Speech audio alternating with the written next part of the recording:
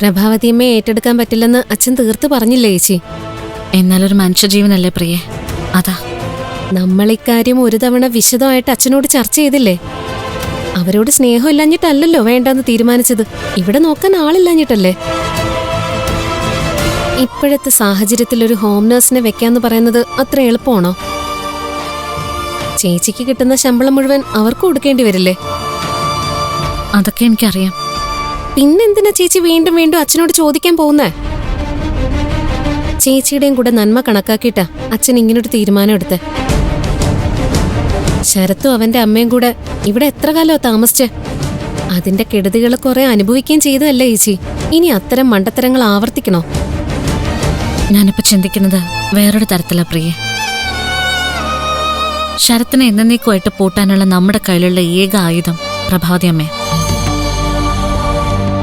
അവർ ശരത്തിനെതിരെ മൊഴി കൊടുത്താൽ അതോടെ അവൻ തീരും. അവരെങ്ങനെ മൊഴി കൊടുക്കും?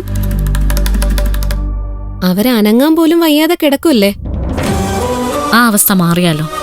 എനിക്ക് തോന്നുന്നില്ല മാറുമെന്ന്. അതിന്റെ യാതൊരു ലക്ഷണങ്ങളും ഇതുവരെ അവര് കാണിച്ചിട്ടില്ലല്ലോ. പിന്നെങ്ങനെയാ മാറൂന്ന് പറയുന്നത്?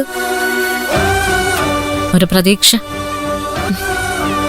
ആ പ്രതീക്ഷ തൽക്കാലം മാറ്റിവെക്കുന്നതാ നല്ലത്. ഇന്നത്തെ കാലത്ത് നമുക്ക് സ്വന്തമല്ലാത്ത ആരെയും സ്നേഹിക്കരുതെന്നാ ചേച്ചി. സ്നേഹിച്ച പെട്ടു. ചേച്ചിയുടെ മനസ്സിലെ പ്രഭാവതി അമ്മയോട് കുറച്ച് സഹതാപമൊക്കെ തോന്നുമെന്ന് എനിക്കറിയാം. അത് നല്ലതിനല്ല ചേച്ചി. അച്ഛനെടുത്ത തീരുമാനം ഇക്കാര്യത്തിൽ നമ്മുടെ അവസാന തീരുമാനം.